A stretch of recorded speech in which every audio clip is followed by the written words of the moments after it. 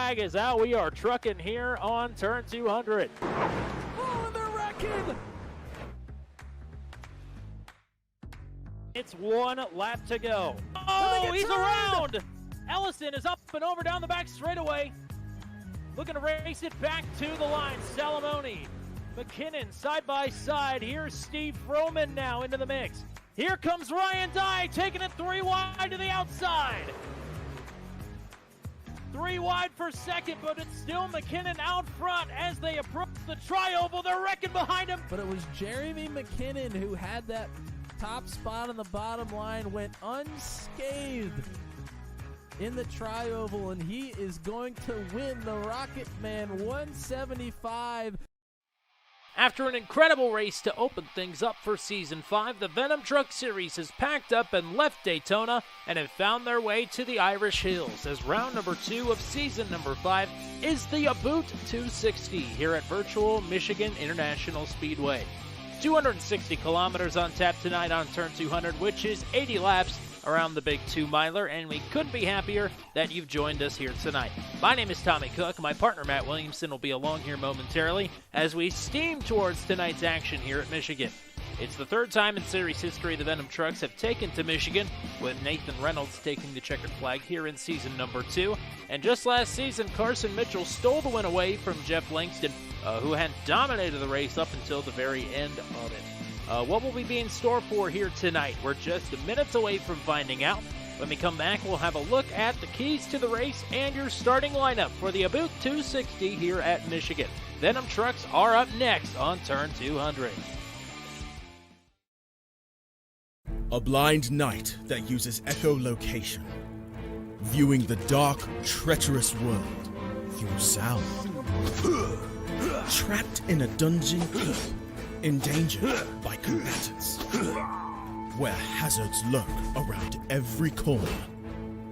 Make sound to have vision, or don't and be stealthy. Avoid impaling threats throughout the dungeon to escape. Engage with other prisoners. Could you find the key and unlock my cell? Free them to fight back with more allies. Let's take this guy. The Dungeon Labyrinth has many paths and even more traps. Struggle through the darkness to find your freedom.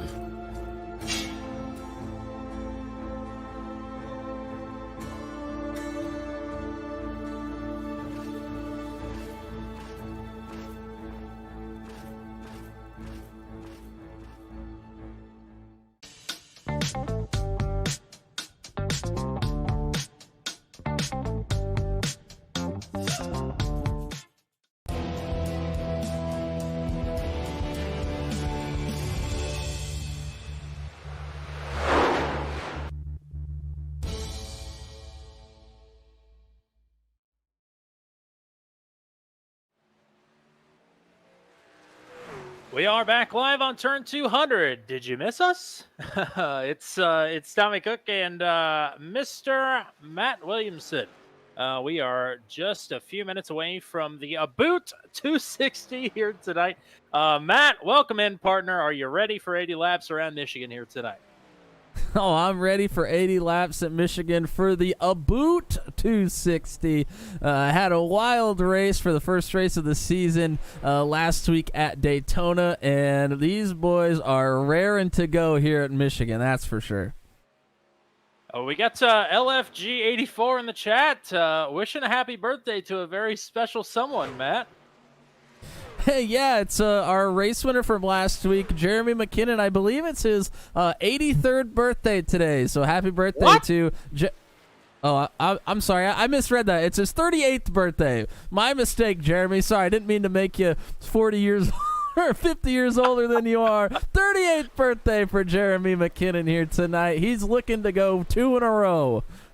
Jeremy was fastest in practice, 10th fastest in qualifying. More on that a little bit later. But it's a big old track for these trucks. How do the trucks race around Michigan? And more importantly, how do the tires hold up? Yeah, it is a big track, and it's also a fast track. These trucks aren't going to be going under 170 miles per hour for the most part. Depending on where the racing line migrates through the race, these trucks are going to stay fairly close together. Going to go full throttle the majority of the way around the track, if not the entire way around, and aren't going to experience a whole lot of tire fall off. What drivers need to be conscious of, especially running the higher lines, is getting up into the wall. At these speeds, these trucks are very aero-dependent. Even a crinkled wheel well or passenger door can really bog these trucks down. Now, quickly, well, we still got a few seconds here. Point standings are pretty much exactly how they finished, minus a couple people who got some bonus points. But team standings as they enter into tonight's competition. Broke Guy Racing currently leads the way with 72 points. Jeremy McKinnon and Stephen Vroman scored those points for Broke Guy Racing. RNS Motorsports, Insert Coin, the Alabama Gang, and Raging Moose Racing. Your top 5 teams as they get ready for tonight's Abooot. How about Abooot? Nope. 260.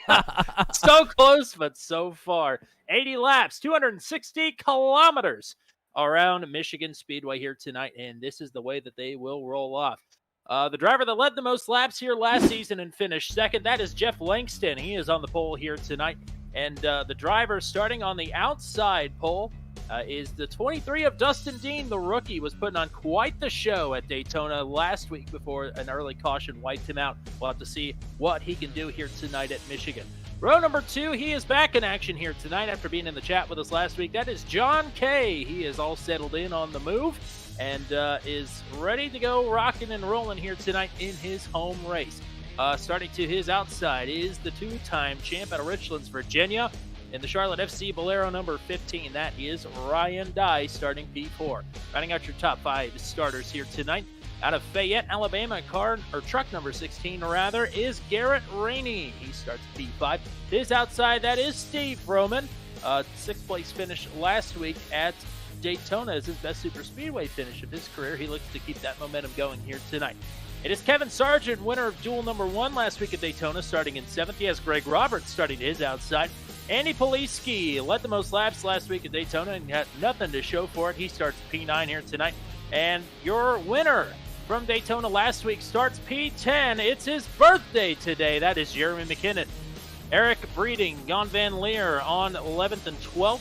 Michael Dean, Paul Sargent, Cole Maxwell, Austin Holyfield, Paul Ellison, Kyle Zittel, Luke Peterson, and Michael Krall round out your top 20. There's a whole lot of field here. We've got 36 trucks, and they start to roll around Michigan. We'll let you look at the starting lineup here as Matt, what have we got on tap here today at Michigan in terms of strategy? Yeah, for the race here tonight, it's going to be 0 fast repairs. Probably looking at around 35 to 40 laps on a tank of fuel. There are lucky dogs and wave arounds. 3 extra sets of tires in the pits as well. We're not going to see a whole lot of tire fall off as we mentioned, but that is something to try to keep your eye on here. The leader does have lane choice, and we're going to take a look at the weather here at Michigan. The track temperature is a pretty cool 79 degrees Fahrenheit, so these drivers are going to be able to really push the limits. 30th place finish for Dustin Dean last week. And the driver on the pole is Jeff Langston. He finished 8th last week at Daytona. He is looking to do 7 better here tonight as the Abooot 260 is underway at Michigan. Langston fires off great already. John Kay looking to the inside of Dustin Dean for 2nd. Everybody getting up to speed now into turn number 1.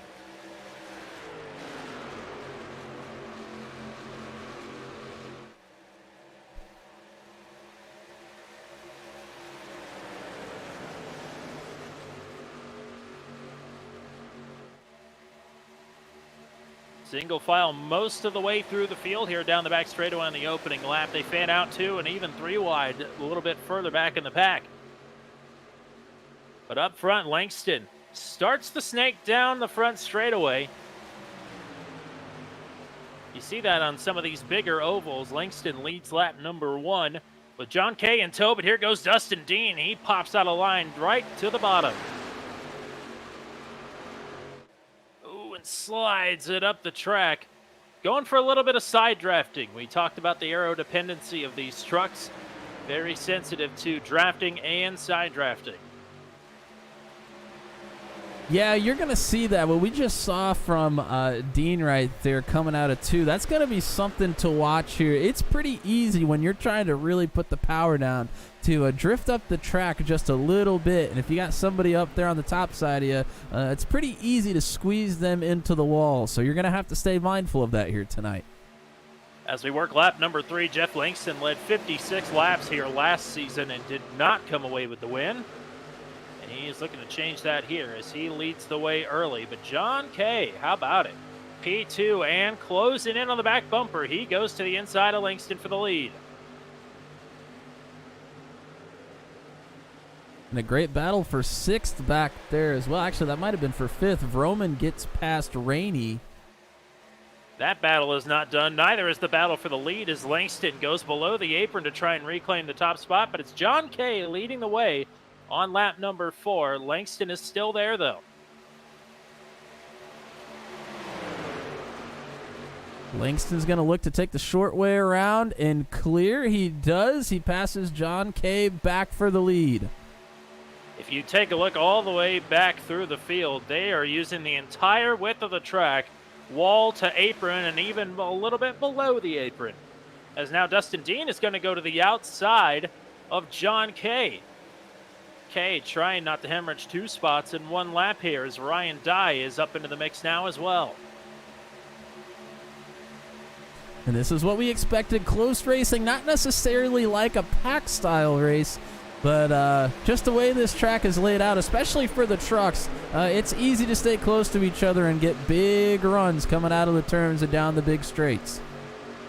We got a chatter on Twitch. Bubbles LNB1 also saying happy birthday to Jeremy McKinnon. He is hanging tough right where he started in P10. Look for him to work his way up through the field here if he can. But up front, it's a crowded bunch here as Garrett Rainey now is looking to the inside of Dustin Dean for second, who is trying his darndest to get up past Jeff Langston. And we have 2 distinct packs forming up here. We have about 15 cars there in that front pack, and we have another pack behind that's about 12 cars of its own. And both packs here are 2 wide, maybe even 3 wide at some points, as they're 3 wide for the lead here. Garrett Rainey got a big run down the back straightaway just as Dustin Dean was starting to work to the outside of Langston. Rainey swoops in, takes the lead, and here comes Langston back with a crossover out of 4. And you're going to see that pretty much all night long, especially in 3 and 4. If you use that bottom line, you do not have the momentum coming out of turn 4. Those guys that are in the middle and the top are going to have a big run coming down the front stretch there. 7-10 split between Langston and Rainey, and Dean takes the middle, and he finds himself with a strike up into P1. And John Kay made a huge move from the very top all the way to the very bottom. Stuck in the wall. Further back in the pack, that was, I believe, Paul Sargent. He made some pretty significant contact to that, the right side of that truck. What you were talking about earlier, the line migrating up top, just a little bitty slip is all that's going to take. As Dustin Dean led that last time by. He put on quite the show for the first 20 laps at Daytona last week. Was really fighting tooth and nail to get to the front of the pack, and it's not really been any different as now the caution is going to fly.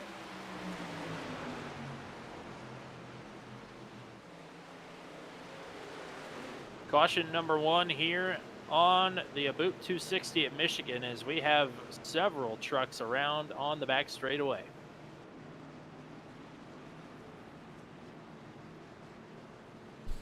We're going to attempt to find a replay there. Well, I tell you what, it was Paul Sargent who had just gotten up into the wall. He found himself pretty much in the middle of 4 wide, and they roll wreck around him.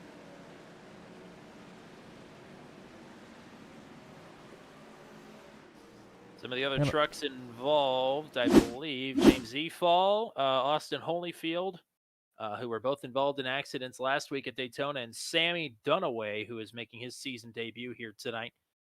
Those were the three that I think got the worst of it, along with Paul Sargent. Yeah, it looks like all three of them are close. The 25, the 30, and the 49 of Sargent were pretty close down the backstretch. The 30 and the 25 get together, and Sargent is a victim. The 67 is a victim of that as well. 67 is Sammy Dunaway. Sargent and the 49 up into the wall here. So a few trucks involved. Nothing that was a really huge hit, it looked like, but definitely going to be some damage to those. And as we mentioned earlier, a little bit of damage goes a long way on this track with these trucks. Well, with no fast repairs, somebody did take a pound in there to the inside wall, and I think was trailing a little bit of smoke out of the engine. So we'll have to keep our eyes on that, as I believe some split strategy happening. Some stayers, some goers.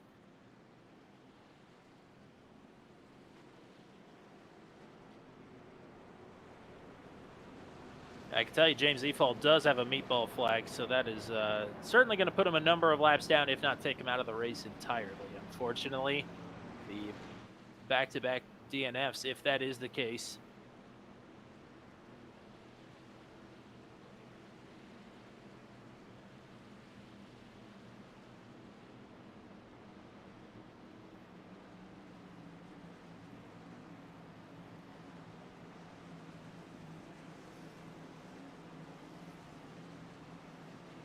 So it's the first caution of the night here at the Abooot 260.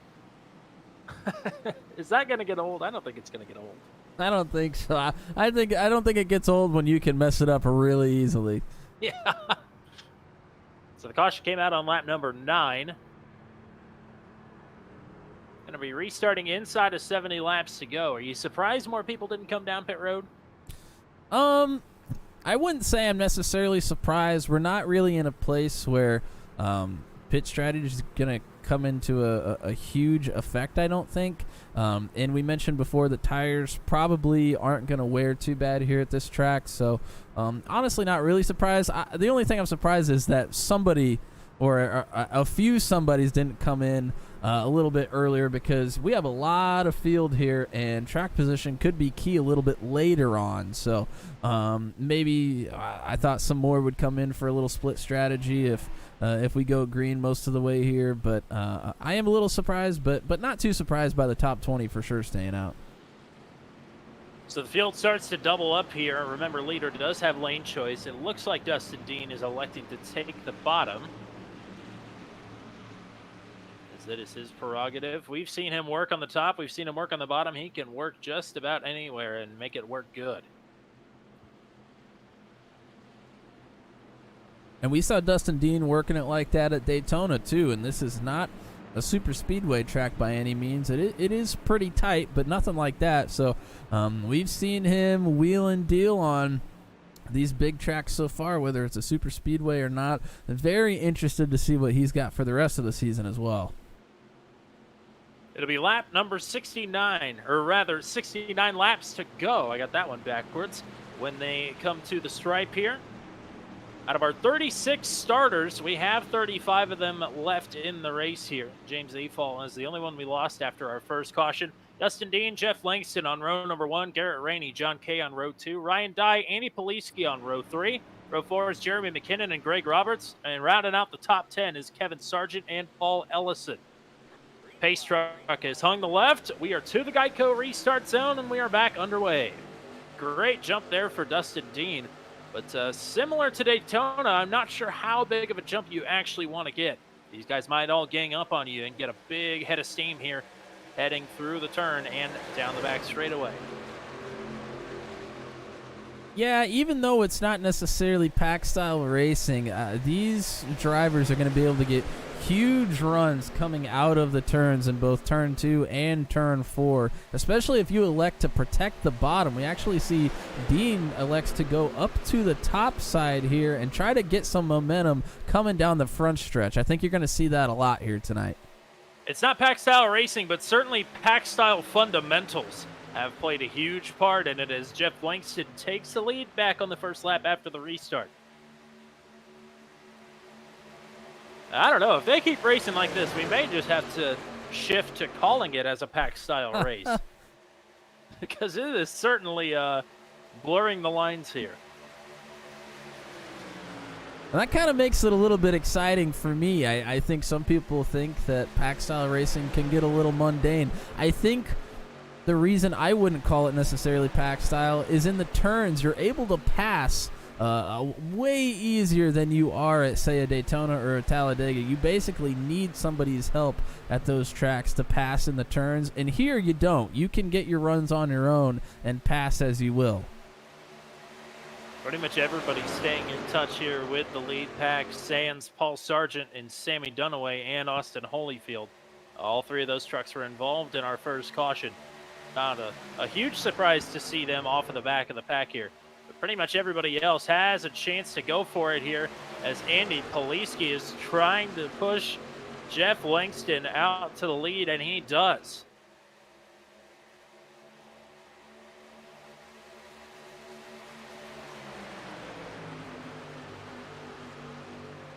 Top 10 trucks, all within a second of one another.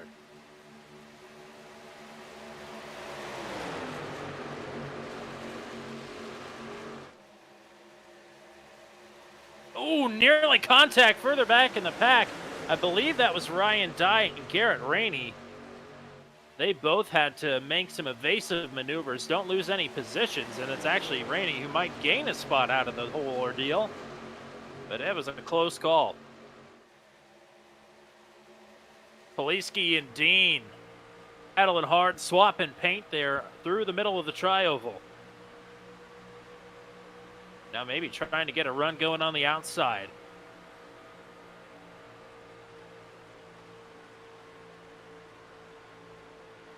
You're going to see our leader, Jeff Langston, elects to take the shortest way around.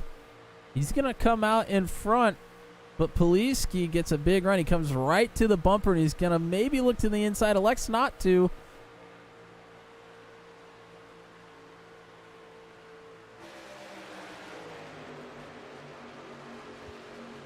And I believe Poliski took a provisional here last season, either that or just didn't race, or I missed it entirely. He does have a win at Auto Club. One of his 9 career victories came at a similar track style, although with a little more tire wear. So he is not anybody you should be surprised to see up front here. Really at any track, but especially at a 2-miler, I suppose.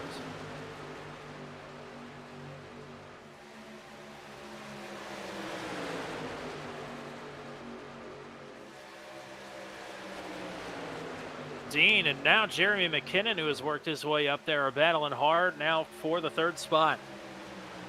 I was wondering how long it was going to take for Jeremy McKinnon to show his nose up towards the front, and here he is, the birthday boy working at it. Yes, certainly didn't take long. We watched him practice. He was, I believe, the fastest in practice. It was really wheeling it well, and didn't take long for him to find himself up here towards the front, working that bottom line right now. Almost makes a little contact with Rainey. Rainey jumps way up to the top side. And McKinnon led laps up front here last season, but finished a little bit further back in the pack than he would have liked. 15th was his finishing position in Season 4. He has a win at Pocono, which I guess is a similar track style in the fact that it's a big oval, kind of. But not a whole lot of comparison, I don't think, between a win at Pocono and possibly getting a win or at least leading some laps here at Michigan. I'll tell you what, this racing back here towards the middle of the pack around 10th place is pretty wild right now. I mean, you can make passes, but they can pass you right back sometimes, so nobody really moving forward a whole lot. As you get a run and you try to use the inside, somebody gains a run on you, and it kind of nets out. I think what is going to help these top 6 or 7 trucks now is that for the most part, they're all single file. They're double file behind them. Maybe you're going to be able to get a little bit of separation and then start to go at it once again. But now, just as I say that, I believe Dustin Dean has lost the 2nd spot to Poliski. And maybe getting jumped by McKinnon as well here as McKinnon looks to the bottom again. Poliski has a run and a look on Langston, but falls back into line for the time being. Now is right back to defense on Dean. They're 3 wide, just inside of the top 10. As I believe Steven Vroman is losing a couple of spots. Oh, and Poliski lost quite a bit of momentum there, running the middle and the bottom. We mentioned there's not a lot of tire wear if you're running the middle and the top side. I do say you have to crack the throttle a little bit about this point in the run if you're going to start railing the bottom. So maybe we're starting to see that come into play here a little bit. Yeah, you can't just send it into the bottom like you can on a traditional super speedway pack style racing track. You will drift up the track mightily if you try to do that. The bottom line's a little bit flatter, especially in turns 1 and 2, in my opinion. It just feels flatter anyways, and it feels like you got to slow down just a little bit more the longer you go into these runs. We got Major E-Fall in the chat with us, saying great broadcast. We appreciate you being in the chat, but we wish we could see you on the track a little bit more.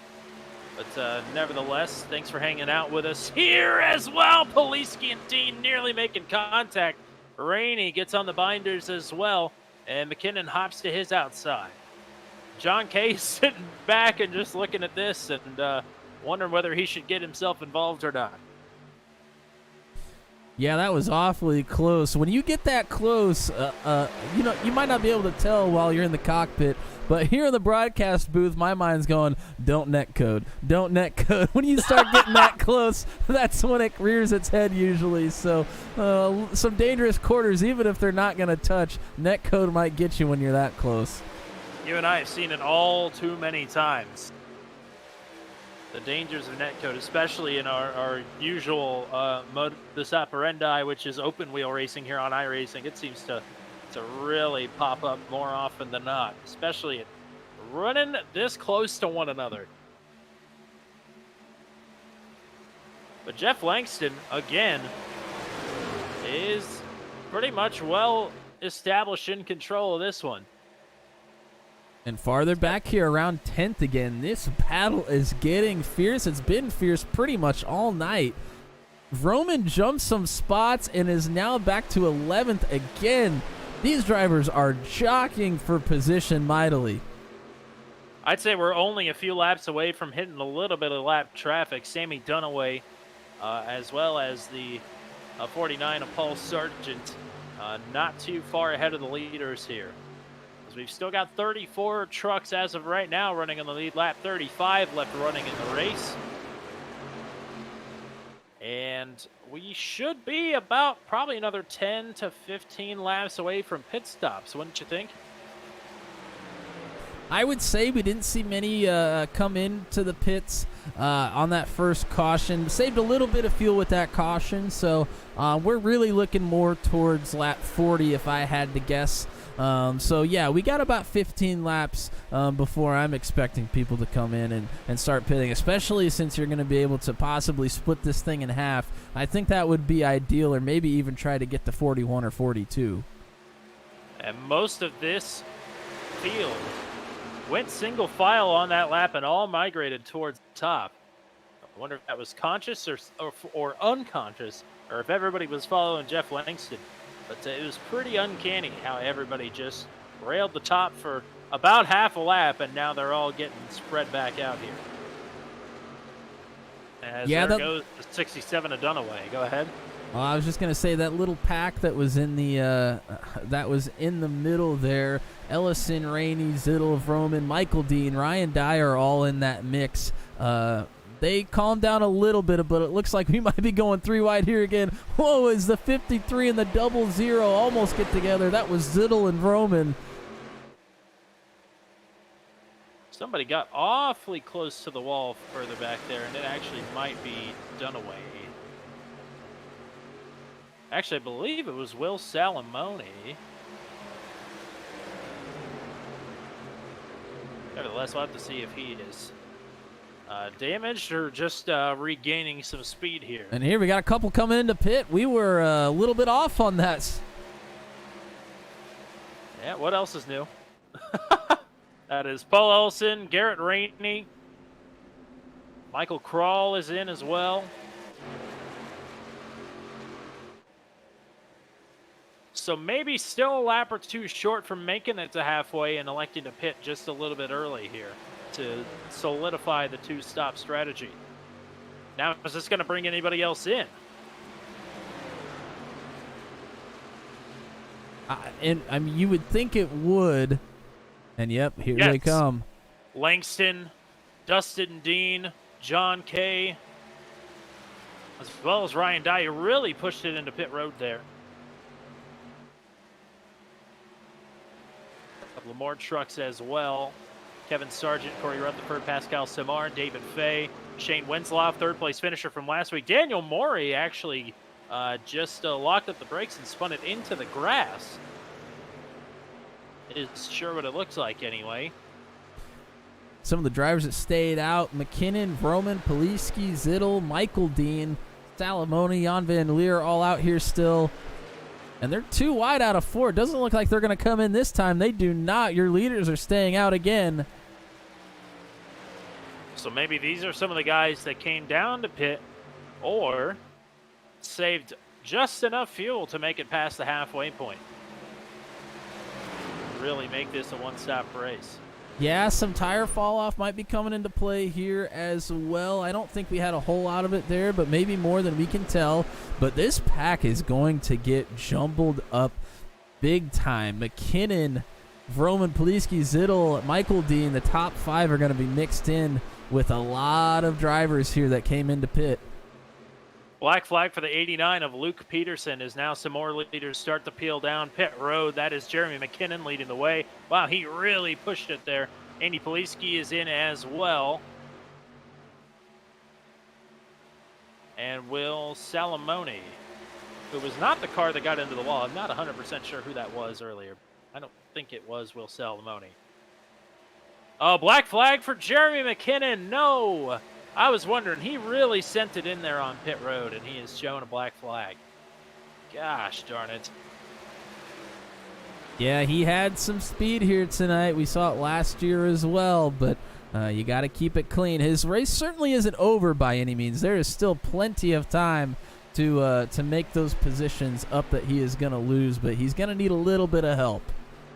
One more truck back into the grass as some of the rest of the leaders start to come in. Kyle Zittel, Michael Dean, Jan Van Leer. I believe that's Rodney Roberts that's still out into the grass. Greg Roberts is in as well as, gosh, I can't click on it. Cole Maxwell is in. There we go. So while all this is cycling around here, we'll have to see. Kyle Zittel has a black flag now.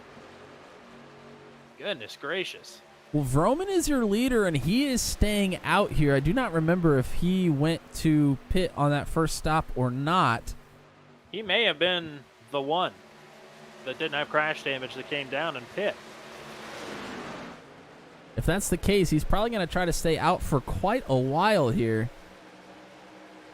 Most of the field, I believe, right now is not a lap down, but he does have a bit of a gap between he and some of the other trucks that have pit.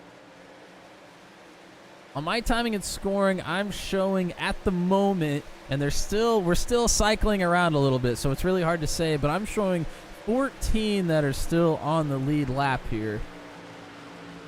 As they come across the line, I think I'm showing 17. So close. Either way, he has quite a bit of the field here trapped a lap down just by staying out. And in fact, some of them that are on the lead lap are directly in front of Steve Vroman, your leader. You'll see those a few in front there. That's, I believe, Rainey, Ellison, and maybe Salamone here. They are just in front of your leader currently, and they're looking to stay on that lead lap. Yeah, Michael Dean, Corey Rutherford, Michael Krall, Salamone, Ellison, Rainey. All right in front of the leader. Jan Van Leer is trying to go to the inside to get himself back onto the lead lap here. He is running in the 20th position, and he does get himself unlapped here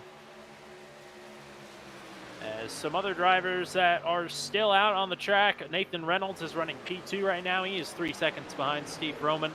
Eric Breeding, Brantley Gainey Jr., and Ryan Borboom round out your top 5. Kevin Cochran, Kyle Dumig, Ethan Patterson, I believe are the only trucks that are still out or are on some sort of alternate strategy, as back in 9th, it is Jeff Langston. Ryan Dye rounds out your top 10. Dustin Dean is in 11th. John K. Andy Poliski, Garrett Rainey, and Paul Ellison, the drivers that were running up front before the green flag pit stop started. And now it looks like Borboom is in the pits, as well as Patterson, Breeding as well.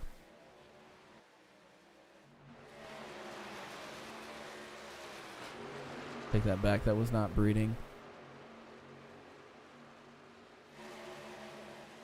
A lot of shuffling going to be happening here. One thing stays constant, though. Steve Roman is still out front and has not come into pit on these green flag pit stops. That is the constant.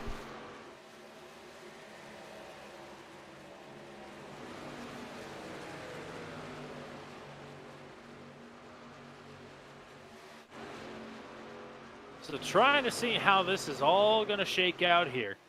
What could really throw a wrench in everything is if the caution were to come out here, which I think is what Roman is hoping for, at least I would imagine.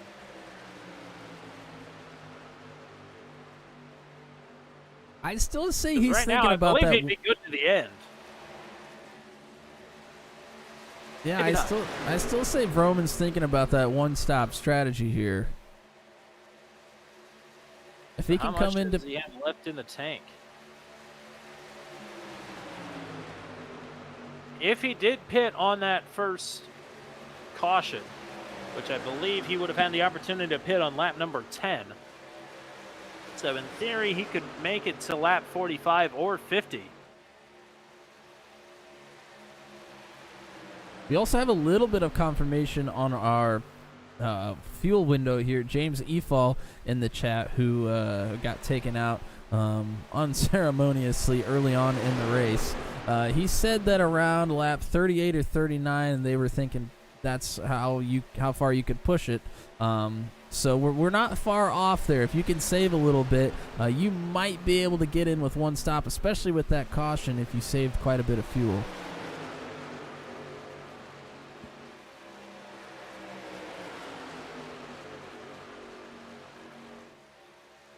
So lap number 40 is going up on the board. Almost to halfway here in the race. And the Abooot 260. And as we stand here, Roman, who has not come in on these green flag stops, is in first. He is the only truck that has stayed out. He is 33 seconds in front of our next group, who is Dustin Dean, Poliski, Langston, Kay. Ryan Dye is in here as well. Those are your top drivers that will be in the lead once Roman comes to pit. Still showing Nathan Reynolds in second, however. He is not gaining any time on Steve Roman. It was about 3 seconds when the green flag pit cycle, I guess, stalled out and is now at 3.3 seconds. Actually, 3.7 as they run. So Steve Roman kind of off in no man's land here.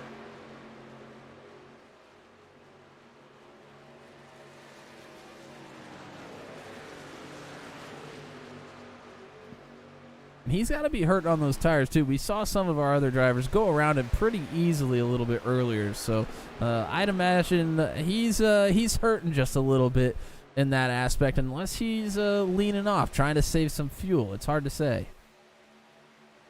3 more drivers are approaching him now. Chad Stearns is the first of those. He's making his season debut here tonight in truck number 05. So it's Stearns, Luke Peterson, who had a black flag, is 2 laps down, and David Fay, who is running in P20 behind Stearns. And they are all going to get around Roman. Reynolds continuing to lose time to Stephen Roman as well. Lost about 4 tenths that last time by. I believe Eric Breeding and Kyle Dumig are now the only other holdouts, as Dustin Dean, Andy Poliski 5th and 6th. As they cross the stripe that time, Jeff Langston, John Kay, Ryan Dye, and Jan Van Leer are now the top 10.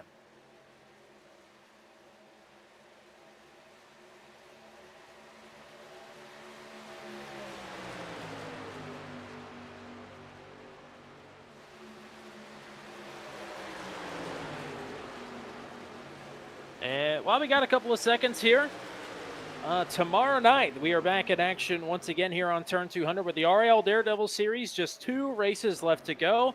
It could possibly be cinched up tomorrow night with a good performance from your leader, Octavio Rondoletto.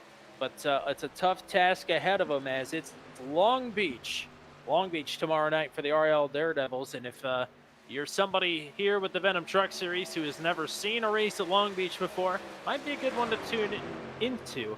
Not sure what all you're going to take away with it, as it's 2 completely different cars, of course. But you're going to be able to take away some of the chaos that I'm sure is bound to ensue in the tight confines of Long Beach.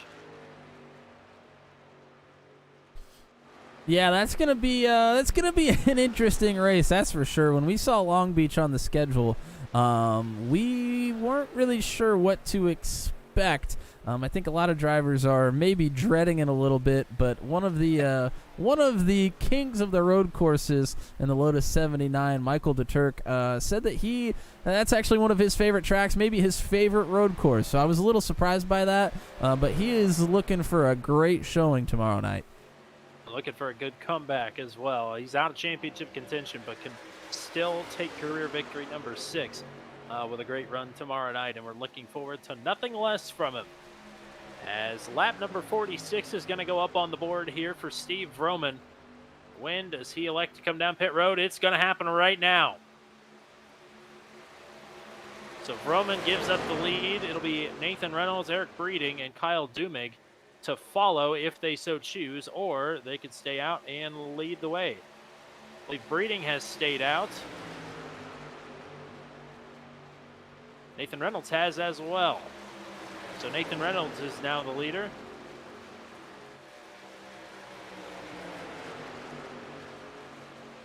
Now let's see how this is going to cycle Steve Vroman. Let's see where he comes out and relative to everybody else. There goes a big pack right by him.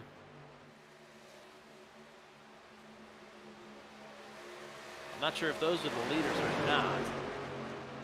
I believe that was the big group that we're watching here. That's Dean, Poliski, Langston, Kay, Ryan Dye. I think quite a few more trucks got around as well. I'm showing Vroman all the way down in 19th place, it looks like. Reynolds and Breeding and Kyle Dumig are all on pit road now as well. So this is going to do it officially for the green flag pit cycle for the one-stoppers. Now it's time to see where the two-stoppers are going to shake out here. As Dustin Dean, I believe, just inherited the lead. He's got Jeremy McKinnon in front of him. The birthday boy picked up a black flag, though. So Jeremy McKinnon is already 1 lap down. He's trying not to go 2 laps down as he runs in front of the race leader.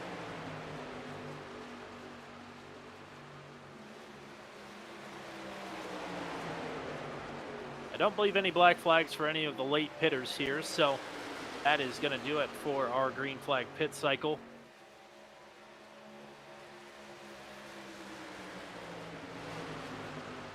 And at that point in the run, we pretty much know those drivers that stayed out definitely were the ones that came to pit on our first caution, I would have to think. I highly doubt that was on 1 tank of fuel there. So let's reset the field for you here. Jeremy McKinnon is leading this pack, but he is 1 lap down, trying not to go 2 laps down. The race leader right now is Andy Poliski. Dustin Dean is in this group in 2nd, as is John Kay in 3rd, and Jeff Langston in 4th. Ryan Dye running P5. Another group behind them is Jan Van Leer in 6th, and Michael Dean in 7th. Will Salomonis in P8 trying to catch up, as are Garrett Rainey and Corey Rutherford behind him. That's how they run all the way through the top 10. As the field tries to get formed back up here, I will say it's going to be tougher sledding for Jan Van Leer and back, as the front 5 with another truck in front of them really looking to get some separation here. And looking at some incidents here, Kyle Zittel went to the pits and then after he entered pit lane, jumped to the pits. I'm not sure what happened there. It looks like he's come back out again now. Slower truck ahead of the race leader here. I believe, actually, Pascal Samard. He stays out of the way.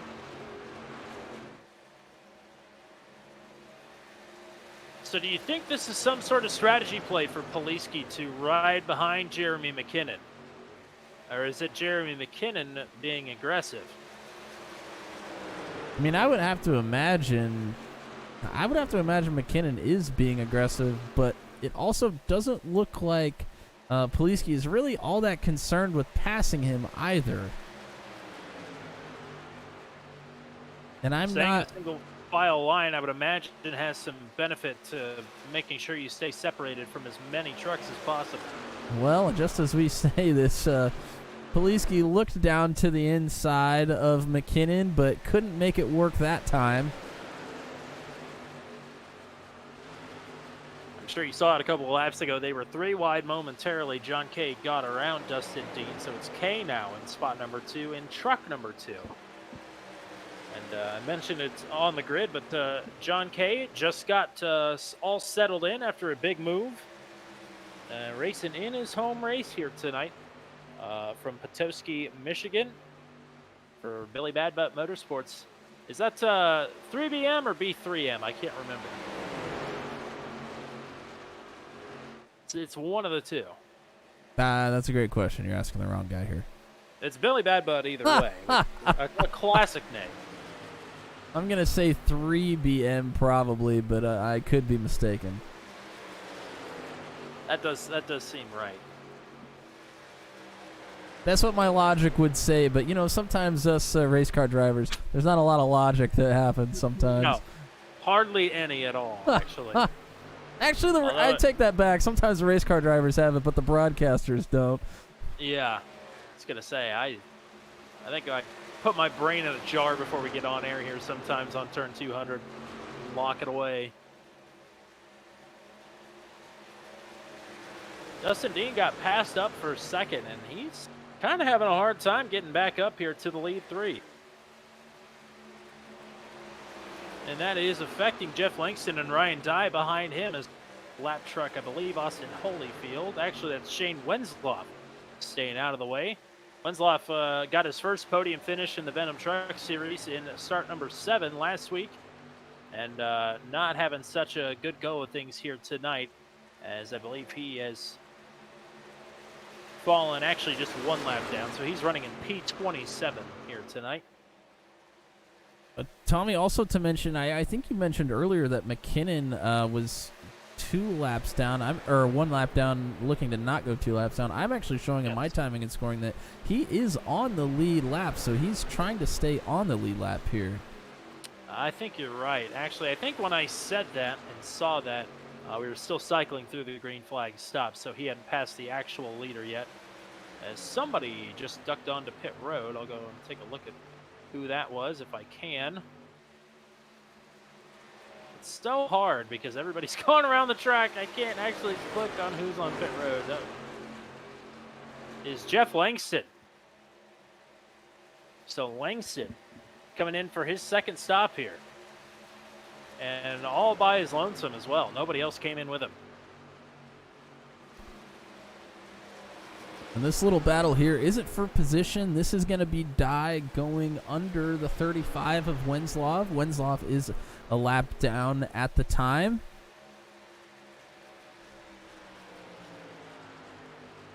In and out stop for Jeff Langston, 4 tires and away. And he's flirting with the yellow line there. Hopefully he didn't put his tires over that. That would be another pit road penalty. And we've seen a lot of the heavy hitters go down with that already. He is back out, I believe, right behind Ryan Dye. So he lost almost exactly a lap here on the pit stops. And no black flag as he makes it into turn number 3, so I'd say he is good to go. And good until the end of this race as well. It is 25 laps to go, so anybody who pits from now on, as Jan van Leer is electing to do, is good to the end. Somebody else came in with him, I believe, Michael Dean.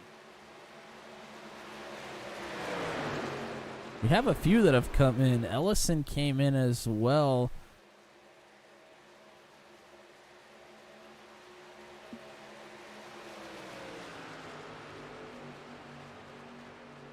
A Dreefall in the chat says Kevin Cochran is going to be on a one-stop strategy here. And he is on the lead lap in 19th, so watch for Kevin Cochran to start overtaking some of the leaders who are coming into pit, as Andy Poliski is doing. I believe Dustin Dean is on pit road, as well as Ryan Dye. So 3 of the top 5 drivers have made their way onto pit road now for what will be their final service. And look who just went back to P2. It's Steve Roman. Unbelievable. The strategy is looking to pay off here. That would be amazing if it did. We see the strategy try to be employed quite often, but it's not often that it works, especially here on iRacing, where cautions seem to happen a little more frequently.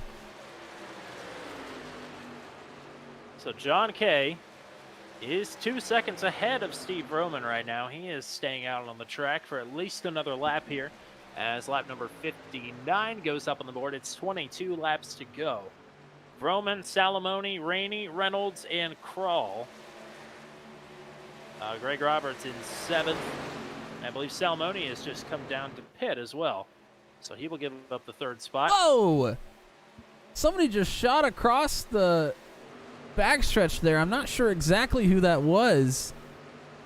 Oh, I heard the tires squealing. And I believe it's Rodney Roberts, who is, man, he's had a heck of a time here tonight. He was in the infield grass earlier. We'll go back and take a look at what happened to Rodney. As he was going a little bit slow, somebody came up underneath of him, I think. I don't think they made contact. Rodney moved up to get out of the way and lost the right rear tire on that. But a great save, didn't hit either of the walls, just is going to lose a ton of time as a result. Something else to mention here, when those pit stops happened, Jeremy McKinnon ended up getting past and is now a lap down. He is right behind your current leader, John Kay. McKinnon in the 12, Kay in the 2 on your screen here. So McKinnon is probably going to be pretty aggressive to try to make a pass. He would be in position for the lucky dog as they run if the caution were to come out right now. But maybe doesn't want to take a chance with the way the pits are cycling right now to get basically screwed over, for lack of a better term. Well, he was pretty much pushing Kay down the front stretch, so he's looking pretty hungry. 2 trucks behind McKinnon, Michael Dean and Dustin Dean. Don't know if they're related or not. Dustin's a rookie, Michael is not. But also Steve Roman is attached now to the 23 of Dean. So Roman, without ever taking over John Kay on a different pit strategy, is looking to take the lead outright before Kay even makes a trip to pit lane here. That would be huge. That would be huge, especially the track, like you mentioned, the track position that he has sitting right behind the leader here.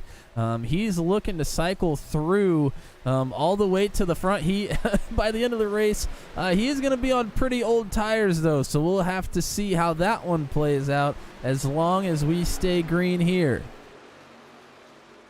Roman does have a win, but it's been quite some time since we've seen him in victory lane. He won at Homestead in Season 1, which Season 1 really was only about a year and a half ago.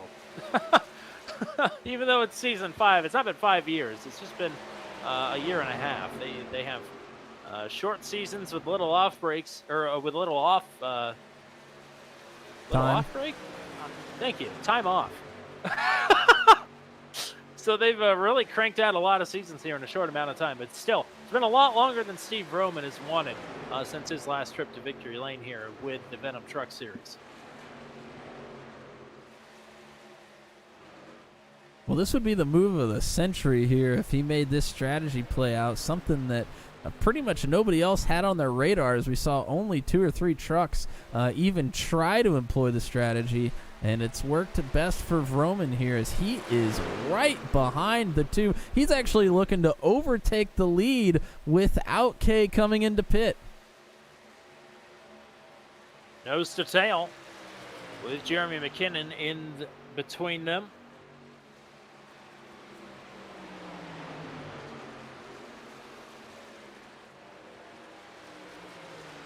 K is staying low. Is he coming to pit road? He is. So Vroman overtakes John K for the top spot. And guess what else happens there? Jeremy McKinnon on the lead lap now again. He is working hard for it. Such a raw deal that he was given with the pit road penalty. And trying to make the most of it. He's got the speed to be up front. We've seen it. Shane Winslow is on pit road as well.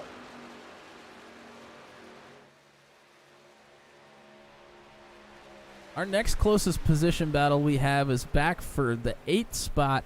This is Poliski, Langston, and Ryan Dye in 8th, 9th, and 10th. Those are all 2-stop strategy drivers. If you recall, Steve Roman pit, and then a lap later, Nathan Reynolds, Eric Breeding, and Kyle Dumig all came into pit as well. So they are actually 17 seconds behind the race leader as they run. So I'm not sure what happened for them to be... Actually, Nathan Reynolds, my apologies, is 3 seconds behind Steve Roman. But Eric Breeding is 17 seconds back. We heard from James Zefall that Kevin Cochran is on a 1-stop strategy. He's in P6 right now. The only driver I'm not sure of out of the people who have stayed out is Greg Roberts. He is in P3 right now, 8 seconds behind Steve Roman. I'm not 100% sure here if he is good to go to the end or not. So we're actually not 100% sure that Steve Roman or Nathan Reynolds is. You would imagine that if they're not, they're at least very, very close. Yeah, I mean, we were estimating between 35 to maybe 40 laps if you really stretched it on fuel. I believe Roman came in on lap 46, if I remember correctly. So to our estimation, he should be good to go. Greg Reynolds just came down pit road, so that rules him out. So that will move Eric Breeding now up to spot number 3. Ryan Borboom and Kevin Cochran right now, your highest running rookies. They'll be in 4th and 5th. Yeah, Greg Roberts, who we were not sure of on pit strategy, did come in. I believe everybody else that is out here up to Rainey was on a 2-stop strategy. Is that correct? And that's actually Poliski. Yes. Yep, that is correct. So Kyle Dumig is the lowest running right now of the drivers on the 1-stop strategy in P7. And Poliski is only about 6.5 seconds behind him. So some spots to be gained for some of these guys on the 2-stop strategy, with a lot of the guys that are on the 1-stop that are hanging a little bit off of the front of the field here with Roman and Reynolds. Well, we see this little grouping here that we're talking about. That's the first trucks on the 2-stop strategy. Poliski, Langston, and Dye have been single file for quite a while. So they are attempting to do their best to help each other out and maybe make up at least a position, if not hopefully more. Nathan Reynolds is 3.2 seconds behind Stephen Vroman. He only has 1 truck between he and the leader, Vroman. It is Rodney Roberts, and Roberts is actually gaining on Steve Vroman. So it's not looking like Nathan Reynolds is going to be able to catch up to Steve Vroman, at least without some big intervention here. As Vroman is coming to the line this time to put 10 to go up on the board. It's crunch time. And as a broadcasting team, we have not really gotten to see any pit strategy actually come to fruition. I'm not sure we've seen much at all in our time here on Turn 200. So I know that you love pit strategy races. You got to be loving this. Oh, absolutely. Tire fall off, fuel management. Not really. Well, fuel management, yes. Tire fall off, no. But it doesn't really need to happen here when you've got some clutch strategy coming in from Steve Roman. I mean, not only, in theory, if he's able to walk this the rest of the way, not only will he have had the drop on the strategy, but I mean, he is absolutely spanking the rest of the drivers that are on the same strategy as him. So, I mean, it's the best of both worlds, really. And yeah, like you said, we have, I believe, only seen 2 full green flag pit cycles on turn 200 here outside of road course racing where there's no cautions. So, yeah, it's refreshing to say the least. And with coming to we are on 9 laps to go. The grouping back in 6th, 7th, and 8th is slowly catching Doomig, who is in 5th. So they are working hard to try to gain some position here. So at that point, the strategy for Doomig will be out the window, and he'll be intermixed with the rest of the drivers that were on the 2-stop. Kevin Cochran would be the next driver to go, but he is 5 seconds, give or take, ahead of Kyle Doomig. So they'll have to work a lot harder to overtake Cochran, who is having a great run here tonight in P4. And it is another 3 seconds further up to Eric Breeding, who rounds out your podium right now. And then 15 seconds to Nathan Reynolds. And another 3.5 up to the leader, Steve Roman, who is coming to take 7 laps to go. Here we go. It's time to find out if the calculators are right, or if anybody's feeling a little too light in the tank.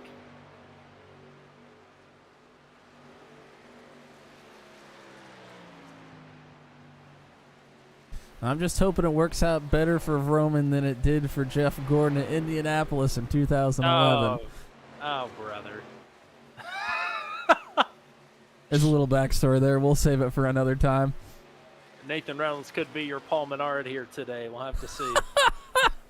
Oh, I hear some tire squealing. The caution is out. And the strategy is out the window. The caution is out. John Kay went around. So John Kay, we saw the very tail end of it. We're going to try to go back and watch a replay, but wow, we thought we were going to see some magnificent strategy play out easily for Vroman, and all of a sudden it has gotten a lot harder. John Kay moved down a little bit. Garrett Rainey, I believe, came up a little bit. Jockeying for position. And that's all it takes. Rainey in the 16 on the bottom. Kay in the 2 on the top side. Rainey just catches a little bit of that left rear. And it's going to spin Kay around. Trying to see if he hits the wall. Oh, he actually makes contact with Rainey again. McKinnon, I think, avoided the whole thing miraculously. Going to be quite a bit of damage for Kay and Rainey, though. Kevin Cochran just came over the radio and said that he is out of gas. Steve Roman is on pit road, as is Nathan Reynolds. And whether or not they had enough fuel to the end, it was going to be tough to try and hold off the rest of the field who had already pit for tires. Yeah, Eric Breeding is on pit road as well. Some more drivers further back in the pack. Actually, Ryan Dye, I believe Poliski is on pit road as well. As well, one car goes around. It's Langston. Langston is upside down on pit road. Oh, that's not Langston. My apologies. I'm not sure who that was, but somebody just got flipped upside down trying to get into their pit stall. That's something we don't see often. I want to try and find it. I have to scroll along. I don't think I get any notifications on pit road action, unfortunately. It was Ethan Patterson. Ethan Patterson, I believe, makes contact with Corey Rutherford. Gets turned and then gets hit. by Dustin Dean. Oh my goodness. So Dean, that's not an insignificant amount of contact to flip somebody over. He was running inside the top 5. He is disconnected. He is out again, running up front. I was hoping to take a look at that. What do you even say about that? Disconnected, so I'm not going to be able to. What do you even say about such horrid luck like that? To be taken out. I mean, he got net coded out battling for the lead last week, was running inside the top 5 here, making a pit stop under yellow, and a car gets turned in front of him, and he hits him so hard that he flips him over. I mean, that is not believable. I know we say unbelievable quite a bit, but it's literally not believable. I can't believe it just happened. Oh my gosh.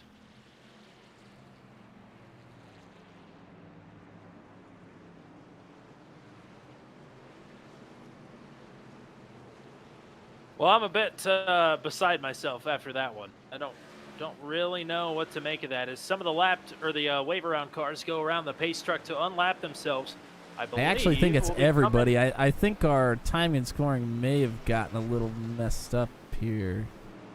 Maybe not everybody. Nice. That was a lot of trucks, though. Yeah. I mean, there were still quite a few trucks that were a lap down from 17th on down, basically, have just come to take the wave around. I'm not too sure that Steve Roman isn't still the leader here, which is good. By my estimation, he is, which is surprising. I thought he would come in and everybody else would stay out for track position purposes, but it looks like pretty much everybody came in. So maybe tires are much more of a factor here than we once thought.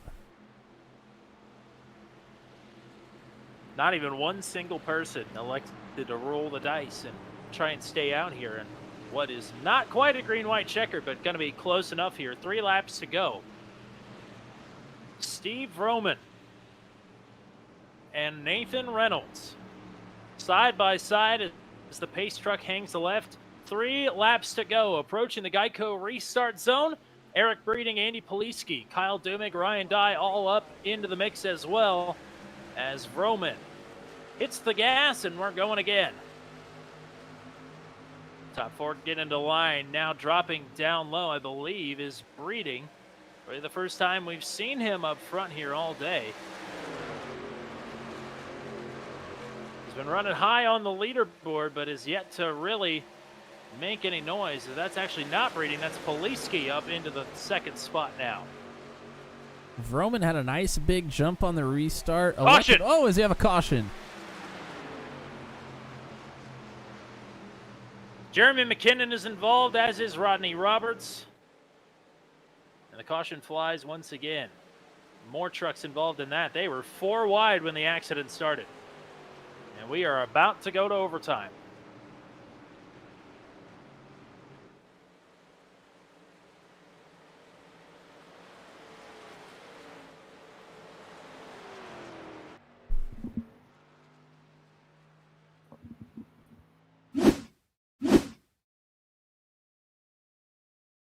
Ryan Borboom was, I believe, the first truck to get turned as they were all trying to get around a slower lap truck. Oh, McKinnon really takes a shot there to the inside wall after it's all finished up. Yeah, McKinnon, it's not showing me that replay for some reason here. Trying to get to a good angle.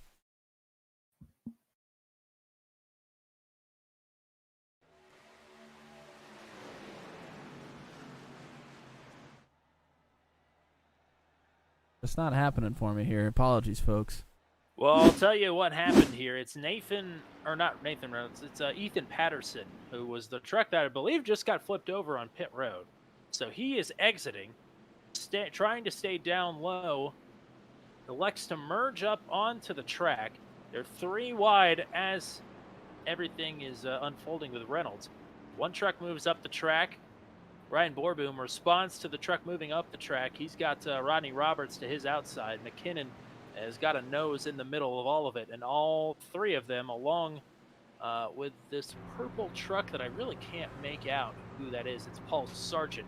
All 4 of them go spinning into the inside. Roberts and Sargent take a couple of shots. McKinnon is trying to lock down the brakes. He takes some pretty significant front-end damage there on a big shot to the inside. So that is probably going to spell the end of the day, I would imagine, for McKinnon. Although he does not have a meatball flag, I'm sure he's not going to be competitive after this. He's also showing still 1 lap down. So, man, really been a, through no fault of his own, really. I guess maybe the pit road penalty you could say is partially his fault at least. But it's not been the birthday performance that he was looking for. Also not been the follow-up to his spectacular Daytona performance that he was looking for. No, certainly not. There in the early going, it looked like he was going to have exactly what he was hoping for here tonight. But unfortunately, it doesn't look like that is going to be the case.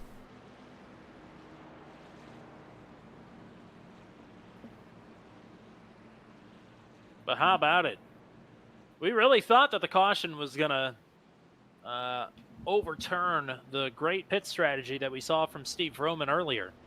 But the nice thing is when that second caution came out, everybody came into the pits, and Steve still got to be in the lead. And that is where he currently sits as we get ready for overtime number 1 of, I believe, a possible 3 attempts here. Yeah, and Roman, we kind of, when that happened, we acted like it was pretty much detriment. We didn't expect everybody to come in there.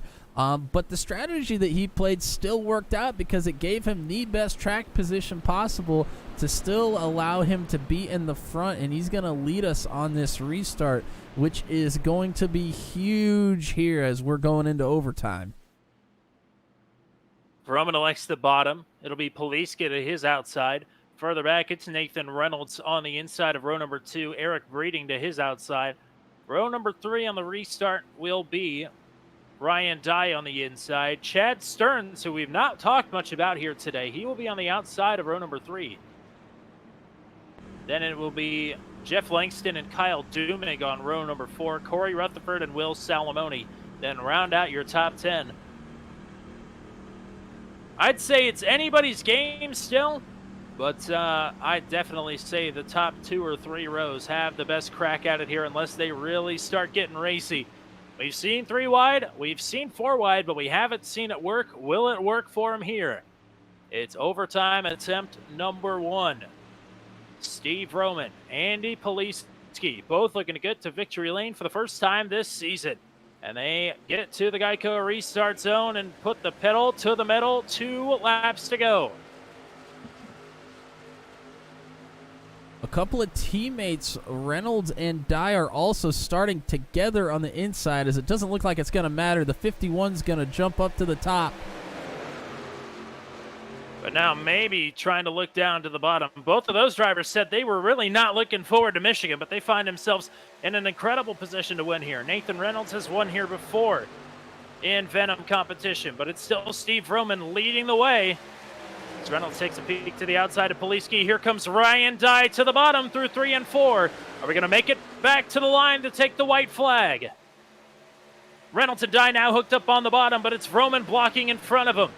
White flag is out.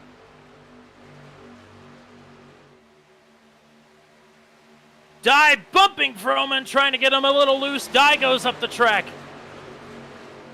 Poliski now with a momentum off the top side out of 2. Roman blocking 3 lanes of traffic. Dye is to his outside. He can't move up the track. Poliski is to the outside of Dye. 3 wide for the lead into turn number 3. Roman has Dye cleared. Dye is going to go to the bottom. He turns Roman. The top 4 are all wrecking. They all go around. Chad Stearns wins the race. Chad Stearns was running in 5th. He crosses the line in the lead to win it. Are you kidding me? That was unbelievable. What in the hell? And Chad Stearns gained 33 positions this race and has now won here at Michigan. Unbelievable, I think, is the only word to describe it. Corey Rutherford to 2nd. Will Salamone to third, but Chad Stearns. I don't even know. You gotta rack a replay of that one. That was just beyond words. I was waiting for Stearns to pull down and maybe do some donuts here, as he is, and well-deserved. Give the wall a little kiss there. Look at this paint scheme. The classic Jordan Kurt Busch paint scheme from when Kurt Busch won a race this year. That's career win number 2 for Chad Stearns. Last time he pulled it off was Richmond last season. And in his first race back with the Venom Trucks here in Season 5, Chad Stearns, was having a solid run, but his solid run got a lot more solid there heading into the Tri-Oval. And while you get ready to show the replay here, I want to remind the podium drivers, Stearns, Rutherford, and Salamone, to head into the waiting for interview room here, and we'll get you pulled up here just as soon as we take another look at this. Gonna give Stearns his due, letting him finish out some of these burnouts here. We're gonna rack up a replay. I'll let you take it from here, partner.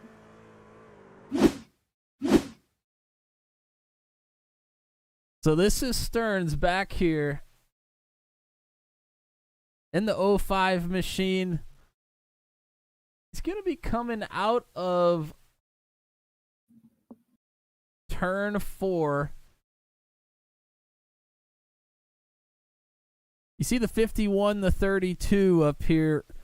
Reynolds and Vroman get together. Dye and Vroman get together underneath.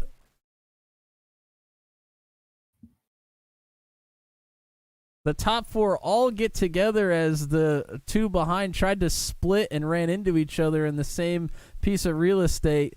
We're actually I'm gonna go to a cockpit view and show everybody in real time exactly what he was looking at there.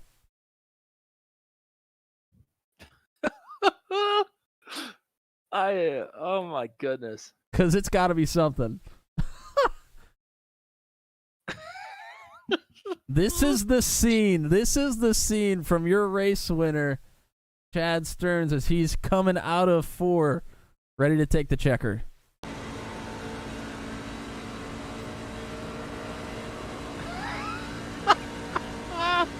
Absolutely unbelievable. The seas parted.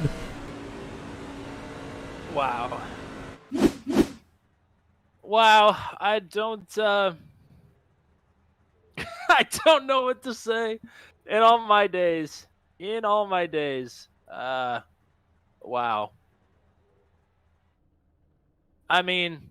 You talk about the elation on the, especially for Kyle Zittel Racing. Kyle Zittel Inc.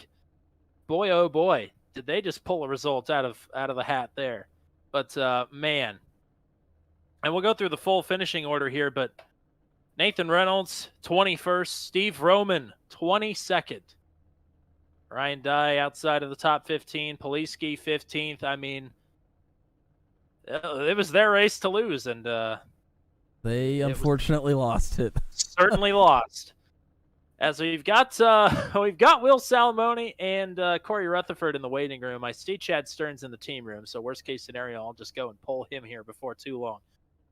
Let's go through the full finishing order first, though. It's Chad Stearns with the win, Rutherford in second, Salamone in third. We'll hear from all 3 of those gentlemen here momentarily. Eric Breeding with a top 5 finish here in fourth, as Paul Ellison as well.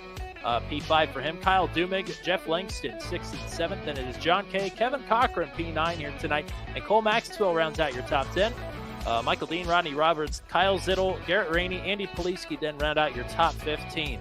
As Greg Roberts in 16th. Ryan Dye down in 17th. Ryan Boardboom in 18th. Jan Van Leer at P19. Brantley Gainey in spot number 20. Nathan Reynolds, Steve Vroman battling for the lead. And now finished P19 and P20. Or actually P21 and P22 rather. Those are your lead lap finishers. David Fay, Michael Krull, Kevin Sargent, Luke Peterson. Jeremy McKinnon, your lap down cars. 2 laps down for Shane Wensloff, Daniel Morey, Ethan Patterson, Paul Sargent 3 laps down, Austin Holyfield 5 laps down, and DNFs from Dustin Dean here tonight in 33rd, Sammy Dunaway in 34th, Pascal Samard and James Efall 35th and 36th. All right. All right. Where do we even start? All right, let's go ahead and bring in Will Salamone into the broadcast booth. And oh my gosh, even there on the last lap, were you expecting to pull off a podium here tonight? No way in hell. I was just running there in the last, 7 or 8 laps there and just, make it run to the finish. And then the caution came out. I'm like, well, it's about to get real intense here. And I just, went to pit road with everyone else, got fresh tires, came back out. I didn't get a good restart in the first restart. I just didn't get through the gears good. The second one, I did good though, and I just followed Corey right through everything. And coming off the last corner, I was just behind. I was getting on the inside of, I think it was Eric Breeding actually, and I just went right through the hole right when they started wrecking. I just followed Corey right through, and I nipped it third at the line. So last week I was so close to getting third, and I was my best career finish. Tied it last week, and now this week I got third in just the wildest way possible. So I'm really happy. Congrats to Chad Steens on the win. My teammate at College Little Racing, proud of him. Started dead last, and for him to win, that's awesome. Well, there you go. That's a full interview there in one question, and congrats on your first career podium. It was I mean, even though you ran in the mid pack most of the race, you were there up front and mixing it up when it counts. So hopefully you take some momentum forward with you here, and we get to talk to you more often here throughout season 5. Yes, sir. Just like my idol, Matt Kenseth. Just don't show up until the end. Thank you, guys. Thank you very much. Let's go ahead and pull Corey Rutherford into the booth here. All 3 of our podium finishers here tonight actually had huge moves through the field. Up 24 spots here for you tonight, Corey, to pick up the P2. How are you feeling after the calamity there on the last lap? Speechless. That was awesome. It's another driver with his first career podium. And what did you see? How were you thinking you were going to shake out before the calamity there? Well, when the green-white checker came, I'm running 9th. I think I was thinking, okay, I'm going to be lucky if I get a top 10. I normally suck at restarts. So I thought, lucky if I get a top 10. Got a couple of good runs, was coming out of turn 4 and 5th, thinking, okay, top 5, I'm happy with that. And then the top 3 all did whatever they did, and I saw Chad was the only one that didn't get hit, so it's like, okay, I'm gonna just follow him. He opened the door, and I followed him right through it. So it's like, second, I will happily take that. Matt, you got anything for Corey here? I had a question when that pit stop happened. We kind of thought that Vroman would have to pit there towards the end, but we almost thought that everybody would stay out. Were tires maybe a little bit more of a factor in tonight's race than us here in the booth might have thought? Because we kind of thought everybody would stay out there towards the end when those cautions happened. Yeah, tires were everything. That if you needed to keep that set in the bank just in case there was a late caution, because 20 lap tires versus fresh tires, there was no competition. You had to have fresh tires at the end of the race if you wanted to have a chance. Well, there you go. It shows what Matt and I know. Who do you want to thank here from the silver medal spot here tonight? First off, check out CJR Graphics. That's my paint shop. Check me out on Facebook. Hit me up if you want to paint. Got to thank the drivers from the Alabama gang for letting me join them during these races. And then, of course, you and Matt up in the booth here for broadcasting this season. Glad to have you on board. And then a big shout out to my family, my 2 brothers, and my dad for their continued support. Well, there you go. A great turnaround from Daytona last week, and keep the momentum rolling, and we'll get to talk to you here throughout the season as well. Congrats on the big P2, though. Go party hard. I appreciate it. Thank you. Alrighty, let's go ahead and bring up our race winner now, and I want to apologize that I'm going to get this correct here. Is this Chad Steams? Is that right? No, man, it's Stearns. Okay, well, they put that in the chat. They're just messing with me here. Kyle Zittle playing tricks on me. But Yeah, it's all good though. Chad Stearns. Wow. Have you ever had anything like that? Man, that was crazy. That's all I can say. So what's heading into turn number 3? What were your expectations then? Going into turn 3, well, before the restart, I was happy with the top 10. But going into turn 3, I think I was setting 5th or 6th, and honestly, I was happy with it. But then all hell broke loose, so you know how it goes. I think hell certainly did break loose there. That's the best way to put it. Matt, what do you got for Chad here? Well, you were there at the end. You made the right move, but I'm kind of interested in some of your moves throughout the race, maybe strategy-wise or driving-wise. You came all the way from up 33 spots to take first. What were some of your big moments of the race throughout the race, other than right there at the end that got you to that spot? I'll just be honest with you. I really didn't have much of a pit strategy. I've raced here a lot, so I kind of know what it takes. And honestly, I just tried to just pit when the leader did, honestly, and just have a clean race, and it just worked out, man. That's really all it was. Not much strategy involved. Well, big night for Kyle Zittle Racing here tonight, P1 and P3. Who do you want to thank here from the top step tonight? You earned it. I just want to thank the Venom Truck Series and Zittle Inc. Racing. That'll be it. You going to be here with us for the rest of the season or part-time? No, I should be here full season. All righty. We look forward to it. A great run, second career victory for you here tonight, and a spectacular one at that. So go party hard.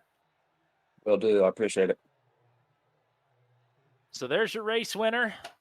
Oh, my God. What do you even say about this? This was just I have never seen anything like that before. Not even at Daytona or Talladega. We truly saw the quintessential finish here tonight.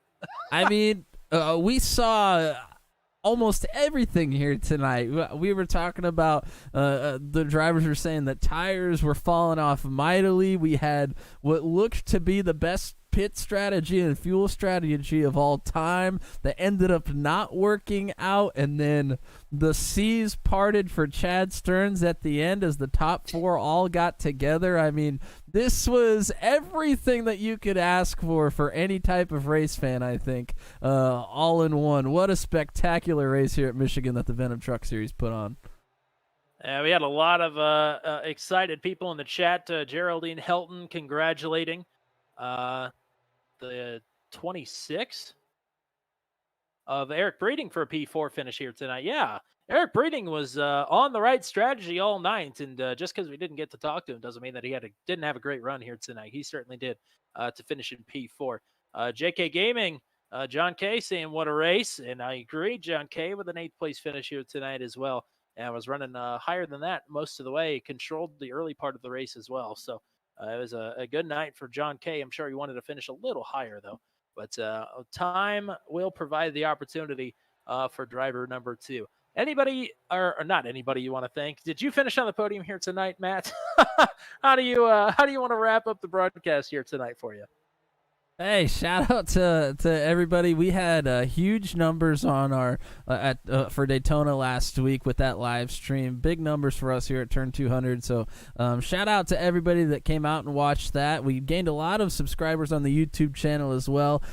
So if you haven't yet, please subscribe. I think there's about 56% of our viewers that are not subscribed to our channel. So we would love it if you would do that. It just helps us in the long run and in the short run. So we would really appreciate that. And it was a great night here. I'm very excited for this series. We have had 2 barn burners for races so far, with way more to come. Absolutely, and way more to come, including, I believe, next week's race at IRP.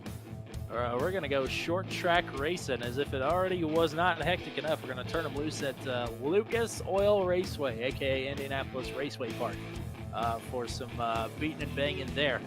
Really excited to get back to it. Also excited to get back to it with the penultimate race of season number 2 for the RL Daredevil series. That will be tomorrow right here around the same time at Long Beach. So you Venom Truck Series drivers, if you want to get a good look at Long Beach in action tomorrow night around this same time, the RL Daredevil series, as they get ready to roll towards a championship in just a couple of weeks. Thanks to everybody for their continued support of Turn 200. Like Matt said, we put up some huge numbers for us last week at Daytona, and really appreciate the support and all the messages and everything that we've been getting the last couple of weeks. It means a lot. So thanks to everybody for coming out here tonight as well. Be sure to like the stream, hit follow, and subscribe to get notifications every time that we go live here this season. And thanks to everybody at the Venom Truck Series as well. And thank you to the greatest stream producer of all time. Wouldn't do it with anybody else, Mr. Matt Williamson. Appreciate all the work. I have been Tommy Cook for all of us here at Turn 200.